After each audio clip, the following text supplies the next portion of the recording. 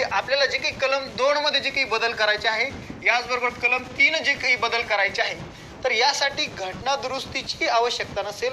घटना दुरुस्तीच्या बाहेर या गोष्टी ठेवण्यात आलेल्या आहे. सामान्य विधी प्रक्रियेद्वारे कलम 2 आणि कलम 3 मध्ये बदल केला जाऊ शकतो, असं स्पष्ट मत या कलम 4 मध्ये देण्यात आलेलं आहे. अशा संबंधित तरतूद कलम 4 मध्ये करण्यात आलेली. म्हणजेच 2 आणि 3 पुनर्रचनेसंदर्भातल्या ज्या काही बाबी आहेत त्या या ठिकाणी सांगण्यात आलेल्या आहे. याचबरोबर कलम 4 मध्ये असंही सांगण्यात आलेलं आहे की जे काही बदल करत असताना जे काही राज्यसभा असेल, विधानसभा असेल किंवा ज्या काही जागेचं वाटप असेल ते सुद्धा निश्चित या ठिकाणी केलं जाऊ शकतं. त्यासाठी घटना दुरुस्तीची आवश्यकता नसेल. त्या ठिकाणी न्यायव्यवस्था स्थापन करायची असेल तर त्यासाठी सुद्धा घटना दुरुस्तीची आवश्यकता नसेल. हे कलम 4 मध्ये स्पष्ट केलेलं आहे. आता आपण प्रत्यक्ष आपल्या संघराज्याची जी काही माहिती आहे ती घेऊ किंवा संघराज्याची जी काही उत्क्रांती आहे ती समजून घेऊ. आता बघा, भारतीय संघ राज्याची उत्क्रांती यामुळे या ठिकाणी म्हटलं गेलेलं आहे की उत्क्रांती म्हणण्याचं कारण हे की भारतीय संघ राज्यामध्ये अजूनही काय होत आहे, बदल होत आहे. नवीन नवीन राज्य काय होत आहे, निर्माण होत आहे. हे जे राज्य निर्माण होत आहे म्हणजेच भारतीय संघ राज्याची काय होते, उत्क्रांती होते. आता या उत्क्रांतीचे जे काही टप्पे आहे, पहिला टप्पा असा आहे ते आपण समजून घेऊ की 1947 ला जे काही संस्थानिक होते हे संस्थानिक व जे काही ब्रिटिश प्रांत होते हे प्रांत आपण एकत्र केलेले आहे. यांचं विलिनीकरण, संस्थानिकांचं व प्रांताचं विलिनीकरण करून आपण 1947 ला जो काही भारतीय संघराज्य आहे ते स्थापन केलं आहे. यानंतर या संस्थानिक व प्रांताचं परत पुन्हा आपण यांचं एकत्रीकरण केलं आहे. परत यांचं जे काही एकत्रीकरण करून नंतर परत पुन्हा आपण भाषेच्या आधारावरती राज्य निर्माण केलेलं आहे. असे वेगवेगळे टप्पे हे या ठिकाणी आपल्याला भारतीय संघ राज्याच्या उत्क्रांतीचे बघायला मिळतात.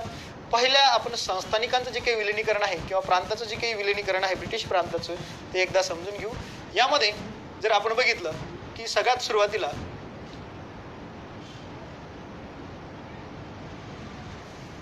भारतीय संघ राज्याच्या उत्क्रांतीमध्ये जे काही 11 प्रांत होते. आता जो 1947 पूर्वीचा जो काही भारत असेल या भारतामध्ये 11 प्रांत, जवळपास 562 पेक्षा जास्त संस्थानिक होते.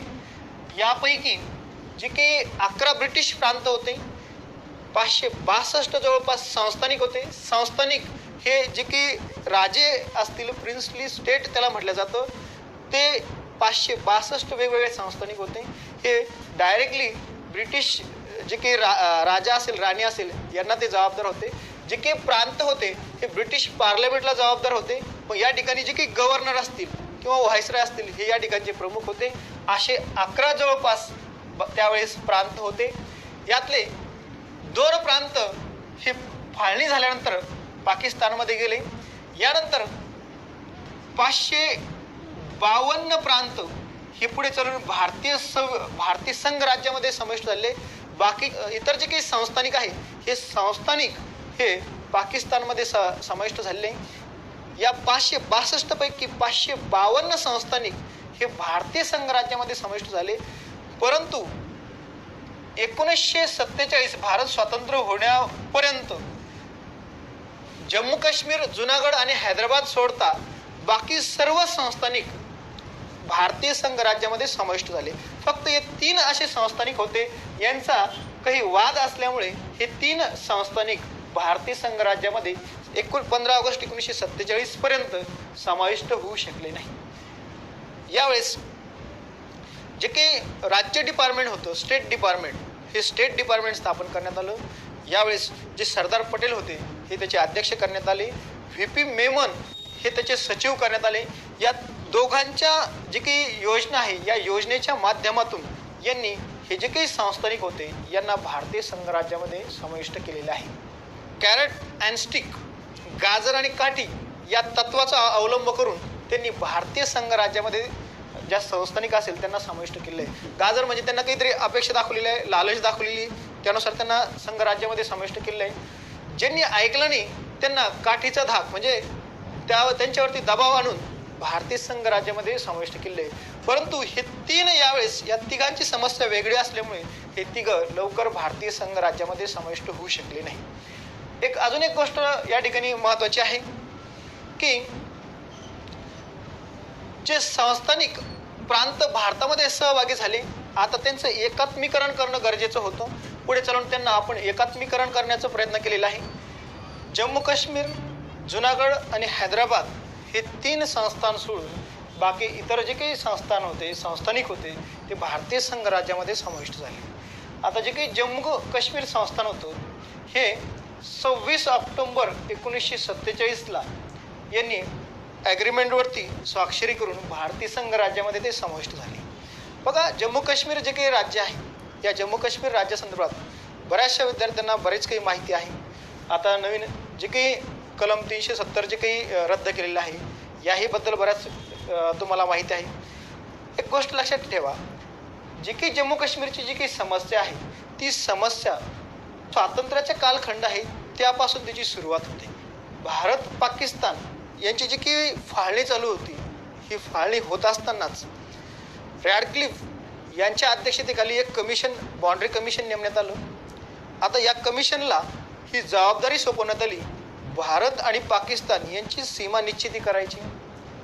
कमी कालावधी, कोणतीही आकडेवारी, लोकसंख्येची आकडेवारी, क्षेत्रफळाची आकडेवारी उपलब्ध नसणे, या सर्व गोष्टी असताना सुद्धा, म्हणजे यांची कमी असताना सुद्धा यांच्यावरती ही जबाबदारी सोपवली आणि कमी कालावधी देऊन यांना कमीत कमी वेळेमध्ये ही सीमा निश्चित करण्याची जबाबदारी सोपवण्यात आली. यांनी यांच्या पद्धतीने एका ऑफिसमध्ये बसून यांनी अशा पद्धतीची जी काही भारत पाकिस्तानची जी बॉर्डर आहे ती बॉर्डर आखली. मग ही आखणी होत असताना बऱ्याचशा जी काही खेड्या असतील, बरेचसे जी काही गावं असतील, या ही जी काही गावं आहे भारतात समाविष्ट करायची की पाकिस्तानमध्ये समाविष्ट व्हायची, यांचं जे काही ओपिनियन आहे ते ओपिनियन जाणून न घेता अशा पद्धतीची एक रेषा आखण्यात आली. आता बघा, ही रेषा आखण्यात असताना पुढे चालून आपण जे काही बेरुबारी युनियन वगैरे जे काही खटले बघणार आहे, ते बेरुबारी युनियन संदर्भात सुद्धा अशाच पद्धतीचा एक वाद निर्माण झालेला होता. बेरुबारी युनियनचं जर आपण उदाहरण बघितलं, हा प्रदेश आपण बांगलादेशाला दिलेला आहे. आता या संदर्भात जो काही वाद होता तो असा होता की या गावामध्ये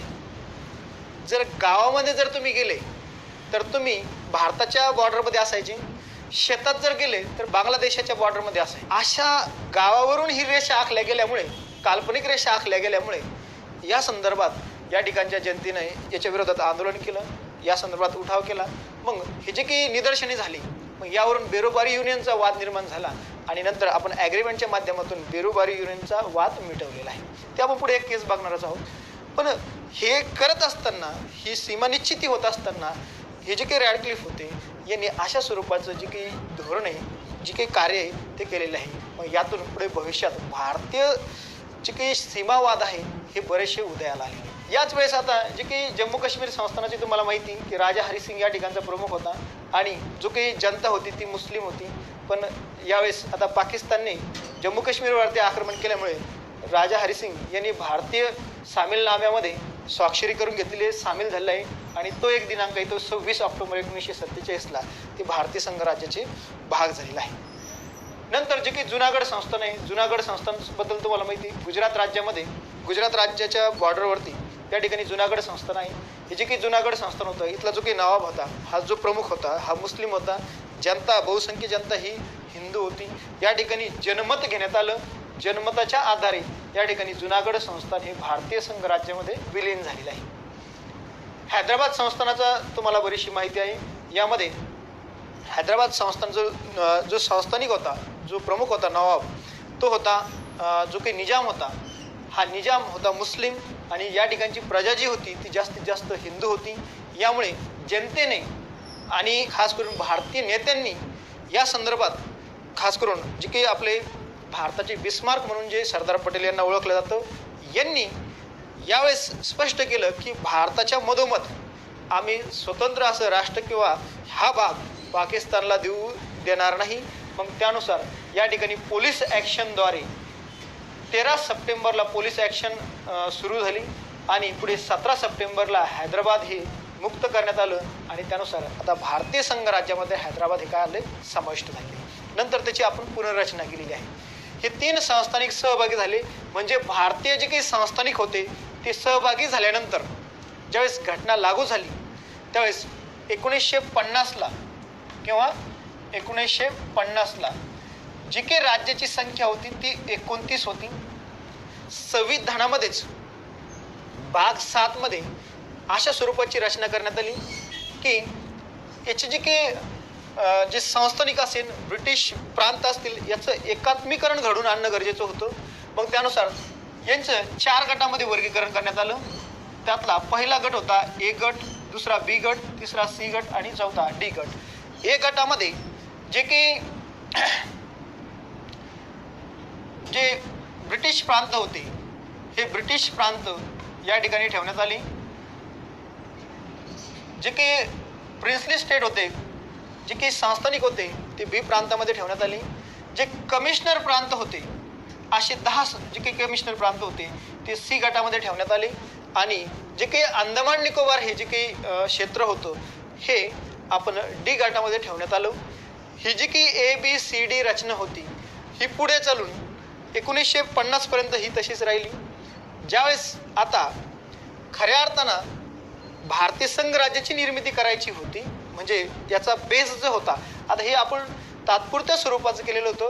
प्रशासकीय व्यवस्था, भाषिक, सांस्कृतिक या कोणत्याही गोष्टीचा विचार न करता आपण अशा पद्धतीची रचना केलेली होती. याच्यामध्ये बदल करणं आवश्यक होता. मग यासाठी आपण याच वेळेस भाषेच्या आधारावरती सुद्धा एक मागणी व्हायला सुरुवात झाली. मग राज्य निर्मितीसाठी निकष काय असायला पाहिजे, काय असू शकतो याचा विचार व्हायला सुरुवात झाली. यासाठी आपण S.K. धर यांच्या अध्यक्षतेखाली धर आयोग नियुक्त केला. 1948ला या आयोगाची स्थापना झाली. भाषावर प्रांतरचना करण्यासंदर्भात हा आयोग होता. अलाहाबाद हायकोर्टाचे हे निवृत्त न्यायाधीश होते. मग यांनी काही परीक्षण केले आणि परीक्षणाच्या आधारे त्यांनी स्पष्ट केलं की भाषा व संस्कृती हा राज्य निर्मितीचा आधार होऊ शकत नाही. प्रशासकीय सोय हा महत्त्वाचा मुद्दा असेल. यानुसार यांनी भाषेच्या आधारावरती जी काही राज्य निर्मितीचा जो काही फॉर्म्युला आहे हा अमान्य केला. मग याच्या विरोधात असंतोष निर्माण झाला आणि आता बघा असंतोष निर्माण होत गेला आणि जे तेलुगू भाषिक होते यांनी आंदोलनाला सुरुवात केली. मग यासाठी आता जे काही JVP समिती होती आता जो काही S.K. धर आयोग होता हा संविधान सभेने स्थापन केलेला होता. बरोबर यावेळेस संविधान सभेचं कामकाज चालू झालेलं होतं. मग पुढे चालून 48ला काँग्रेसने यावेळेस आता हे चेक करण्यासाठी जे प्रमुख व्यक्ती होते जवाहरलाल नेहरू, वल्लभभाई पटेल आणि पट्टाभी सिद्धरामय्या यांच्या अध्यक्षतेखाली JVP कमिटी स्थापन केली आणि या कमिटीने भाषेच्या आधारावरती राज्य निर्माण होऊ शकतं का याचं परीक्षण करण्यासाठी या समितीने आपलं कार्य केलं आहे. आणि या समितीने सुद्धा हे मान्य केलं की भाषा हा राज्य निर्मितीचा आधार होऊ शकत नाही, प्रशासकीय सोय महत्त्वाची असेल.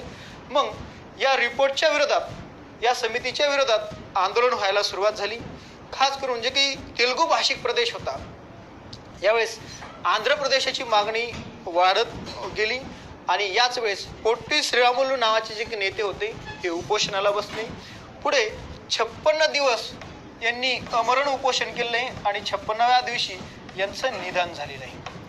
मग निधन झाल्यानंतर आता जे तेलुगू भाषिक होते हे तेलुगू भाषिक चिडलेले आणि यांनी आंदोलन करायला सुरुवात केली. होकाडी भाषा, होकाडी राष्ट्र अशा पद्धतीचा नारा देण्यात आला. म्हणजे याचा अर्थ असा होतो की आमची भाषा, आमचं राज्य. मग पूर्ण भारतभर म्हणजे खास करून तेलुगू प्रदेशामध्ये यावेळेस आता भाषेच्या आधारावरती राज्य निर्माण व्हावं अशी मागणी जोरदार सुरू व्हायला झाली. आणि आता यावेळेस मग जे काही पंडित नेहरू होते आणि इतर जे काही प्रमुख नेते होते यांनी लगेच तात्काळ जे काही आंध्र प्रदेश राज्य होतं या आंध्र प्रदेश राज्याला मान्यता दिली आहे. मग त्यानुसार 1953ला स्वतंत्र आंध्र भाषिक नावाचं राज्य, तेलुगू भाषिक नावाचं राज्य या ठिकाणी निर्माण झालं आहे. आणि आंध्र प्रदेश आहे, या आंध्र प्रदेशाची निर्मिती झाली. भाषेच्या आधारे तयार होणारं हे पहिलं राज्य असेल. आता बघा, भाषेच्या आधारे हे राज्य तयार झालं, यामुळे आता इतर जे काही भाषिक होते यांना सुद्धा असं वाटायला लागलं की आपल्या भाषेच्या आधारे राज्य निर्माण व्हावं. मग आता वेगवेगळ्या प्रदेशात अशा स्वरूपाची मागणी व्हायला सुरुवात झाली. परंतु याच वेळेस JVP कमिटी किंवा पंडित नेहरूंनीच याच वेळेस एक आश्वासन दिलं होतं की आम्ही जे काही राज्य निर्मितीचा जो काही भाषा हा आधार आहे, यासाठी एक मोठ्या व्यापक लेवलवरती राज्य पुनर्रचना आयोग आपण काय करू, स्थापन करू आणि त्या बेसवर आपण राज्य निर्माण करू. मग त्यानुसार पुढे चलून 1953लाच डिसेंबर 1953ला फजल अली यांच्या अध्यक्षतेखाली आपण जो काही राज्य पुनर्रचना आयोग आहे तो स्थापन केला. मग या राज्य पुनर्रचना आयोगाने काही महत्वाच्या केल्या. यांनी सुद्धा जे फजल अली होते यालाच पाक आयोग सुद्धा म्हटलं गेलं. पट्टाभी सिद्धरामय्या, फजल अली, हृदयनाथ कुंजरू हे त्याचे मेंबर होते. याला पाक आयोग सुद्धा म्हणतात, फजल अली आयोग सुद्धा म्हणतात, राज्य पुनर्रचना आयोग सुद्धा म्हटला तर अशा 3 नावाने हा आयोग ओळखला जातो. या आयोगाने पुढे चलून 1955ला आपला रिपोर्ट सादर केला. या रिपोर्टमध्ये त्यांनी काही महत्त्वाच्या बाबी या ठिकाणी मांडल्या. त्यातली प्रमुख एक बाब होती की जे काही राज्य असेल हे राज्य भाषेच्या आधारावरती न निर्माण होता हे प्रशासकीय सोय या आधारे निर्माण व्हावं. याचबरोबर त्यांनी एक सगळ्यात महत्त्वाचं एक भाषा एक राज्य या मुद्द्याला विरोध केला. यानुसार त्यांचं मत असं होतं की जेवढ्या काही भाषा असेल तेवढे राज्य आपण स्थापन करू शकत नाही. एक भाषा एक राज्य या तत्वाला त्यांनी विरोध केलेला आहे. प्रशासकीय सोय आणि काही जे काही राज्य आहे ते भाषेच्या आधारे तयार होऊ शकतात असं त्यांनी मत मांडलं. आणि त्यांनी ABCD हे जे काही राज्याची वर्गवारी केलेली होती, ही वर्गवारी ही त्यांनी फोल्डिंग कॅन्सल करून यानुसार त्यांनी शिफारस केली. याच्यामध्ये एक गोष्ट लक्षात ठेवा, जे की फजल अली आयोग आहे यांनी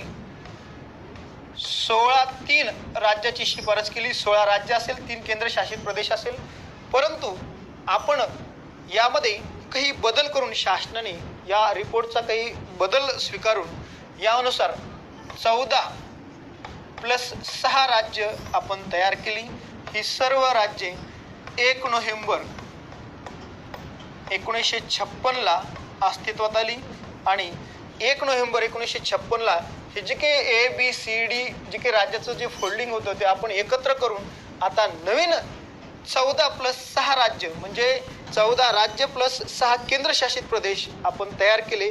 आणि इथून पुढे जे काही राज्य तयार झाली मग त्यामध्ये जे काही याच्यानंतर राज्य निर्माण झाली मग त्याचा क्रमांक 15, 16, 17, 18, 19 असा पुढे वाढत गेला. केंद्रशासित प्रदेशामध्ये सुद्धा काही बदल होत गेले. फजल अली जो काही आयोग होता किंवा राज्य पुनर्रचना आयोगानुसार या संदर्भात एक घटनादुरुस्ती करण्यात आली. 7वी घटनादुरुस्ती 1956. या आधारे जे नवीन त्यांनी राज्य सुचवले होते 14+6 1 नोव्हेंबर 1956ला अशा स्वरूपाची ही जी घटनादुरुस्ती होती ती लागू झाली आणि नवीन राज्य 1 नोव्हेंबर पासून अस्तित्वात आले. मग याच्यानंतर 1 नोव्हेंबर पासून याच्या भारतीय संघ राज्यामध्ये उत्क्रांती होत गेली. बघा 14+6 राज्य 14 राज्य 6 केंद्रशासित प्रदेश या ठिकाणी निर्माण झाले. यांची अंमलबजावणी 1 नोव्हेंबर 1956ला झाली. पुढे चालून 14 नंतर काही राज्य निर्माण होत गेले. त्यांचा क्रम तुम्हाला विचारला जातो, त्यांचं वर्ष तुम्हाला विचारलं जातं, ते बघू आपण. 14 नंतर जे काही 15वं राज्य होतं जे बॉम्बे प्रांत होतं, यामध्ये गुजरात आणि गुजराती भाषा असलेले गुजरात आणि मराठी भाषिक असलेलं मुंबई किंवा महाराष्ट्र हे जे काही 2 राज्य एकत्र होते हे विभक्त करण्यात आले. गुजरात राज्य वेगळं करण्यात आलं, मराठी भाषिक राज्य वेगळं करण्यात आलं. त्यानुसार 1960ला हे जे काही गुजरात राज्य असेल किंवा महाराष्ट्र राज्य 1 मे 1960ला अस्तित्वात आलेलं आहे. याचबरोबर जे 16वं राज्य होतं नागालँड, हे नागालँड राज्य वेगळं करण्यात आलं. 1963ला नागालँडला स्वतंत्र राज्याचा दर्जा बहाल करण्यात आला. जे 17वं राज्य होतं ते होतं हरियाणा. हरियाणा जे काही पंजाब हरियाणा जो काही वाद होता 1966ला शहा कमिशन नियुक्त करण्यात आलं. शहा कमिशनच्या शिफारशीनुसार पंजाब, हरियाणा आणि चंदीगड असे 3 गोष्टी उदयाला आल्या. पंजाबी भाषिकांचं पंजाब राज्य, जे काही हरियाणा असेल, हरियाणा या ठिकाणी जी काही भाषा असेल ते वेगळं राज्य, आणि चंदीगडवरून राजधानीवरून जो काही वाद होता या चंदीगडला स्वतंत्र केंद्रशासित प्रदेशाचा दर्जा देण्यात आला आणि या दोघांची राजधानी चंदीगड ठेवण्यात आली. मग यानुसार हे जे काही चंदीगड होतं हे किंवा हरियाणा हे 17वं राज्य म्हणून उदयाला आलं 1966ला. 18वं राज्य म्हणून जे काही हिमाचल प्रदेश होतं 14+6 या 6 मध्ये एक केंद्रशासित प्रदेश होतं हिमाचल प्रदेश, याला आता 18वं राज्य म्हणून 1970ला मान्यता देण्यात आली. अगोदर हा केंद्रशासित प्रदेश होता. 19वं राज्य हे मणिपूर असणार होतं. 1972ला 3 राज्य तयार झाले, मणिपूर, त्रिपुरा आणि मेघालय. 19, 20 आणि 21 यानुसार 1972ला हे 3 राज्य तयार झाले. मेघालयाला सुरुवातीला उपराज्याचा आपण दर्जा दिला, नंतर राज्य म्हणून ते स्थापित केलं. 22वे राज्य, याच्यावरती प्रश्न बरेचसे विचारले गेले. सिक्कीम राज्य हे नव्यानं उदयाला आलं. सिक्कीम हे भारतीय संघ राज्याचा सुरुवातीला भाग नव्हतं. चोंग्याल नावाचा राजा होता. आता या चोंग्याल राजाच्या विरोधात जनतेने त्या ठिकाणी निदर्शने केली आणि तिथं सार्वमत घेण्यात आलं आणि त्यानुसार जनतेनं भारतीय संघ राज्यामध्ये सहभागी होण्याची इच्छा व्यक्त केली. त्यानुसार आपण त्याला सुरुवातीला असोसिएट स्टेटचा, सहकारी राज्याचा दर्जा दिला. नंतर कालांतराने पुढे चलून आपण 35वी घटना दुरुस्ती केली आणि यानुसार जे काही सिक्कीम राज्य होतं हे सिक्कीम राज्य भारतीय संघ राज्यामध्ये विलीन करून घेतलेलं आहे 1975ला. त्यानंतर 23वे जे राज्य होतं ते होतं मिझोरम आणि हे 1986ला उदयाला आलेलं आहे, राज्य म्हणून स्थापित झालेलं आहे. पुढे चालून जे काही अरुणाचल प्रदेश होतं, अरुणाचल प्रदेश सुद्धा 24वे राज्य अरुणाचल प्रदेश म्हणून आपण 1986ला समाविष्ट करून घेतलं किंवा त्या ठिकाणी स्थापना करण्यात आली. सगळ्यात महत्त्वाचं 25वे जे राज्य होतं गोवा, या संदर्भात बरेचसे प्रश्न विचारलेले आहे की 25वे राज्य कोणतं, तर ते कोणतं असेल गोवा आणि 1987ला ते स्थापन झालेलं आहे. 26वे जे राज्य आहे ते छत्तीसगड. मध्य प्रदेशमधून छत्तीसगड वेगळं करण्यात आलं. उत्तर प्रदेशमधून उत्तराखंड वेगळं करण्यात आलं. बिहारमधून जे काही झारखंड आहे हे झारखंड वेगळं करण्यात आलं. 2000ला हे 26, 27 आणि 28 अशी ही राज्य नव्याने काय आली स्थापन झाली. याचबरोबर जे काही तेलंगणा राज्य होतं 2014ला हे तेलंगणा राज्य निर्माण झालं. आता जे काही जम्मू काश्मीर राज्य होतं त्याला राज्याचा दर्जा काढून टाकण्यात आला आणि या दोघांनाही जम्मू आणि लडाख या दोघांनाही केंद्रशासित प्रदेशाचा दर्जा देण्यात आलेला आहे. त्यानुसार हे बदल नव्याने म्हणजेच भारतीय संघ राज्याची उत्क्रांतीच्या स्वरूपात झालेली आहे. काही राज्याच्या नावामध्ये सुद्धा बदल झालेला आहे ते आपण बघू. 1950ला जे काही संयुक्त प्रांत होतं या संयुक्त प्रांताचं नाव उत्तर प्रदेश करण्यात आलं. यानंतर 1969ला जे काही मद्रास जो काही प्रदेश होता या मद्रास प्रांताचं नाव आता या ठिकाणी तमिळनाडू करण्यात आलं. 1973ला म्हैसूर राज्य होतं, या म्हैसूर राज्याचं नाव या ठिकाणी आता कर्नाटक करण्यात आलं. याचबरोबर लक्षद्वीप जे काही बेटं होते या लक्षद्वीप बेटाचं नाव अमिनुकॉय, लॅडिकॉय यासारखे बेटांचे वेगवेगळे नावं होते ते आता या ठिकाणी त्याचं पूर्णपणे नाव आता या ठिकाणी आपण 1973लाच लक्षद्वीप करण्यात आलं. 1992ला यावेळेस 69वी घटना दुरुस्ती करण्यात आली.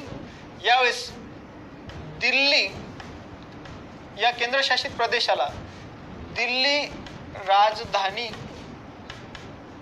क्षेत्र असं संबोधलं गेलं, हे त्याचं नाव बदलण्यात आलं. 2006ला आपण जे काही उत्तराखंड होतं याचं नाव उत्तरांचल जे होतं त्याचं नाव उत्तराखंड केलंय. याचबरोबर पॉंडेचेरी होतं, या पॉंडेचेरीचं नाव या ठिकाणी आता पुद्दुचेरी केलेलं आहे. 2011ला ओरिसा हे जे काही नाव होतं याचं नाव आता ओरिया केलेलं आहे. काय केलं आहे? ओरिया. ओडिशाचं नाव काय झालं आता? ओरिया. याचबरोबर पश्चिम बंगाल जे आहे, कोणतं? पश्चिम बंगाल. या पश्चिम बंगालचं नाव पश्चिम बंग करावं अशी सुद्धा एक मागणी झालेली आहे. मग आपण बघितलेलं आहे कलम 3 नुसार या नावामध्ये बदल करण्याचा अधिकार हा कोणाला असतो? संसदेला. आणि साध्या कायद्याने अशा स्वरूपाचं हे नाव बदलल्या जाऊ शकतं. हे आपण बघितलं 1950ला उत्तर प्रदेश संयुक्त प्रांताचं नाव उत्तर प्रदेश करण्यात आलं. 1969ला मद्रास प्रांताचं नाव तमिळनाडू करण्यात आलं. 1973ला म्हैसूर प्रांताचं नाव कर्नाटक करण्यात आलं. त्याचबरोबर लक्षद्वीप हे नाव करण्यात आलं. 1992ला दिल्ली राजधानी क्षेत्र हे नाव देण्यात आलं. 2006ला उत्तराखंड आणि जे काही उत्तरांचल होतं त्याचं उत्तराखंड करण्यात आलं. पॉंडिचेरीचं पुद्दुचेरी करण्यात आलं आणि 2011ला ओरिसाचं ओरिया करण्यात आलं.